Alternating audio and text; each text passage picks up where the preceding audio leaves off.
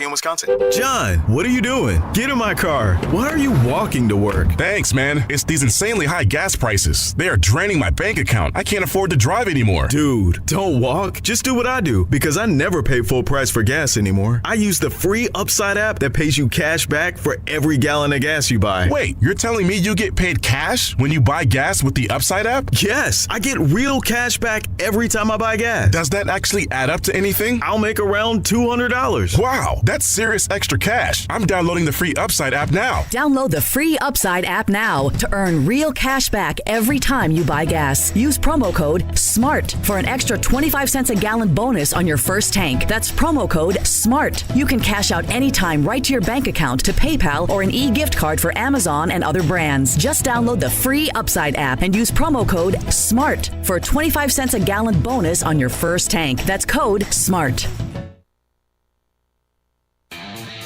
Rutherford Issues with Brian Barrett on FM 101.9 and AM 1450 Murfreesboro, FM 100.5 Smyrna, and streaming at WGNSradio.com. Rutherford Issues is powered by Middle Tennessee Electric. Take control of your account and energy consumption with the MyMTE app. You can download in the App Store to manage your account, improve your energy habits, and more. It's free. How about that? MTE, serving to make life better since 1936.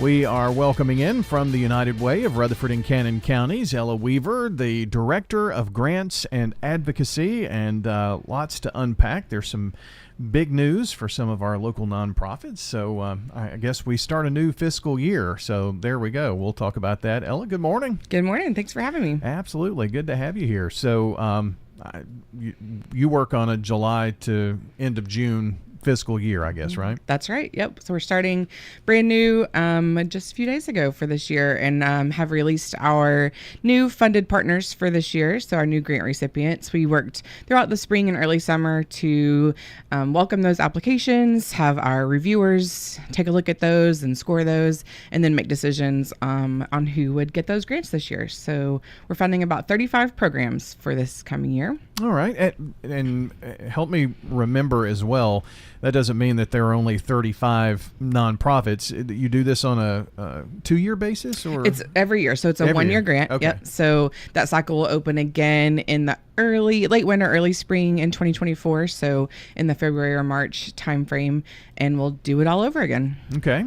And this year, you're offering some different grants. I guess that's kind of where I was going. You've got the traditional and then something new or something different? So we started this year a new collaborative funding pilot grant. And so we put out that call for applications a little bit earlier than our traditional grant process, and really hoping to encourage some of our local agencies to work in collaboration. And when we think about really trying to impact systems change in our area, really believe that that's best done in collaboration. And so different organizations bringing their own strengths and services to the table to impact a broader range of people and a broader range of the community. And so we're funding 2 collaboratives this year that we're excited to work with and kind of build a model that we can hopefully do more of that collaborative funding in the future. Sure. Well, can you give us an example of what one of those collaborative funding pilot grants looks like? Absolutely. So we have Mental Wellness for All, and that is a collaborative between Centerstone of Tennessee and Murfreesboro City Schools. So that will put a mental health provider in one of our local elementary schools.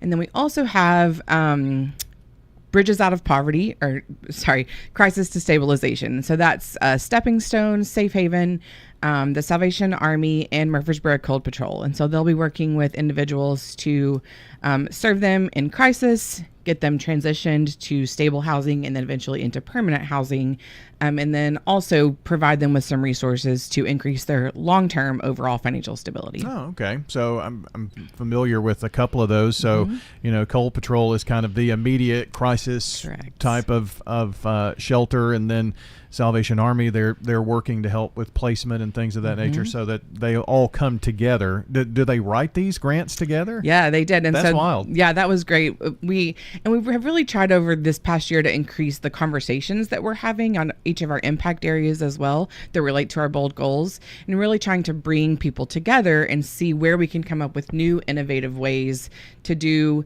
maybe some of the same work we've been doing, but doing it together and increase our collective impact. I would think also that would help, agencies who maybe work with a similar group of folks to come together and say, well, if you're doing that, then I can put more emphasis on something else to help and not duplicate services. Absolutely, yes. So streamlining things, making things a little bit easier for our clients to access as well. So not having to go to multiple different stops around town, but they can talk to one entity, one agency, and get multiple services. And also thinking about every agency has their strengths. And so you may have someone who is really strong in data collection and program evaluation. You might have someone who's got a lot of administrative support, someone who's got that mental health lens that they're looking through. So allowing each of them to kind of shine, provide their services, and make it an easier process for the clients. I'm sure you this being the first time ever, the sky's the limit possibly here in 5 years. Who knows? Absolutely. Yeah, we really hope to do more of this collaborative funding in the future. We'll work really closely with these two collaboratives this year to see where we can improve the process, but also help them build capacity. So potentially looking for other funding sources for them to expand the programs and partnering in that way. So we hope to make both those individual collaboratives stronger, but then fund more collaboratives in the future as well. We have Ella Weaver joining us today, Director of Grants and Advocacy for the United Way of Rutherford and Cannon counties. I should have asked this in the beginning, but not only the collaborative funding pilot grants, but also the community impact grants, those are funded how? So that's all through donations that come to the United Way. And so that comes through workplace campaigns, workplace giving. It comes through individual donors and just other fundraising efforts throughout the community. So many of your listeners, I'm sure, have given to United Way this year. And hopefully we'll do so next year as well to increase our impact. So this was done, I guess, last winter, and then you have, okay, this is how much was raised, and then you can go from there and open up the grant process. Exactly, yes. And we awarded a little over $1 million in this grant process, and so that's, again, divided up to about 35 different programs. Wow. Well, let's talk about the community impact grants, because I'm sure that a lot of people are maybe more familiar with that as well. And you mentioned how many agencies? So 33 programs, and so that's about 29 agencies, because some have multiple programs within the system. So 27 to 29 agencies. And when you're looking at these grants and looking at the information that's been submitted, you look at that through a lens of your bold goals? Correct. Yeah, we've got 6 bold goals for 2030, and those are really divided into 4 impact areas. So we have early childhood development, financial stability, which includes housing access, mental health and substance abuse, and then healthy behaviors related to physical health. And so we ask all of our applicants to align with one of those areas and really show how their work is going to make a long-term impact in those areas across our community. And so they have to fit in one of those, right? Correct, yeah. To make that work. Do you have maybe some statistics you can share about the impact? And I'm sure you track all of this information as well from previous years and how things are working before you fund again. You have I guess, some resources to go back to and look at. Absolutely, yeah. So our goals, we have different impact goals for each of those. So for example, for early childhood development, we're looking to make 50% or more of children kindergarten ready by 2030. And so that's using data from both Murfreesboro City Schools and Rutherford County Schools. And we have made a little bit of progress in that over the last couple of years. Of course, COVID put a little bit of a wrench in that, as it did in all of our areas, really. But we're actually taking a new look at our data right now and using a new platform where we'll be able to use shared measurements with our agencies and pull our impact data together and then provide that in a public dashboard. So that's what we'll be working on early this year to really get that loaded to and use the quarterly reporting from our agencies to show our public, what impacts, how we're doing on our impact goals, and to really monitor that closely. So we've got that 50% goal for kindergarten ready. We're also looking at one that's interesting is looking at the number of households who are above the ALICE threshold. And so ALICE is asset limited, income constrained, and employed. So we're looking at people who are working full time but are still unable to make ends meet in our community. And so we're looking to have at least 75% of our community above that ALICE threshold. That's tough to say. It is. And right now we're at about 55% for Rutherford County. So between now and 2030, you hope to get to about 75%. That's the hope. Yeah. So you mentioned mental health. I'm sure that's a biggie as well. Yes, and so we have two areas within mental health and substance abuse. One that relates more strictly to mental health, and we're just looking to improve mental health by 25% or more. And we have a measurement that looks at the number of mentally healthy days in the month. But there's lots of different ways to look at mental health, and so our agencies are doing lots of different programming with both youth and adults, and finding ways to impact their mental health.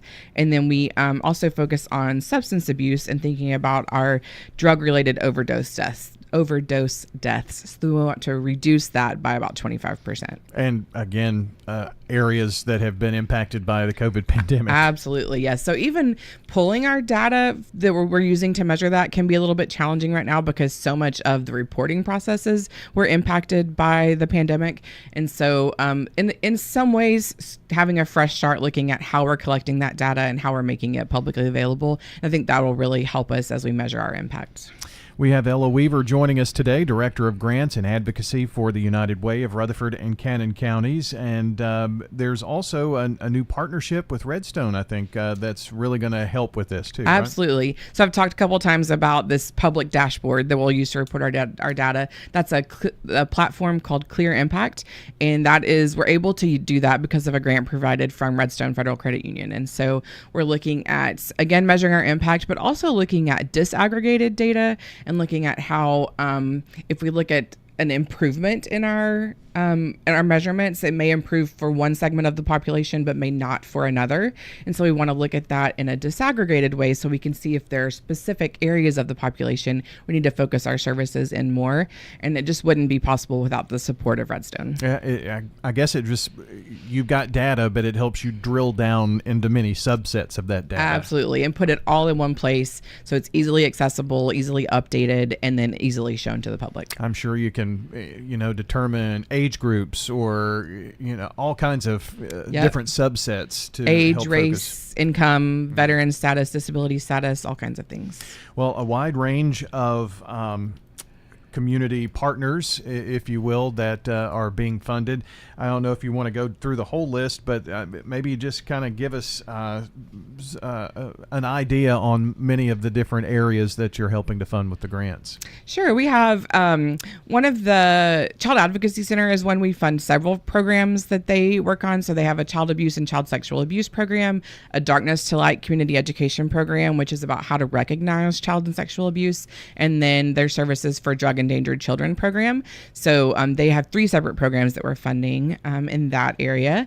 We have we've talked about Cold Patrol. Nurses for Newborns of Tennessee and Nurture the Next are both home visit programs that work with newborns and young children in the home and helping the parents get the resources they need to provide for their families.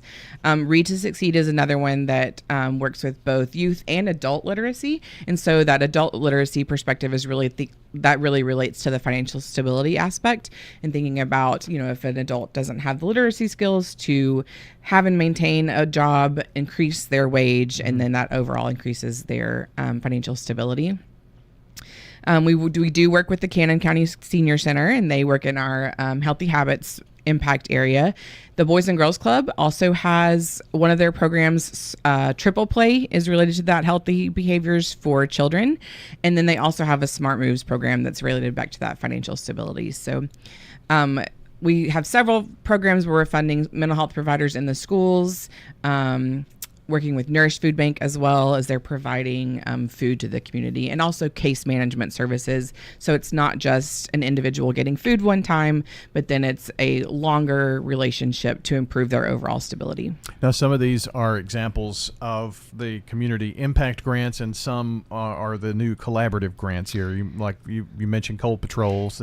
Yeah, so Cold Patrol is one that's actually part of a collaborative, and we fund them individually as well. So we fund based on program. So it's an individual program within an agency that's funded. And so they have two funding streams from us, one that's the collaborative and one that's individual funding. So a program could have, 3 or 4 areas, and you choose to fund 1 or 2 or something like that. Correct. However that goes, and what they submit the grant for. Yeah, so they'll submit a separate application for each program they're seeking funding for. Well, very interesting. A lot goes into this process, it sounds like. Yeah. And is there a committee? How is that? How are the grants viewed and I guess talk through and deciding who gets what? So we have a community impact committee that's made up of a few of our board members for United Way, and then some other community volunteers who are really subject matter experts in this impact area. And so they take a look at each of the applications and score them on a rubric, and then we use those scores as a guideline to start the conversation of which programs we'll fund. So our volunteers are really making those recommendations for funding, and then our board of directors approves those or not.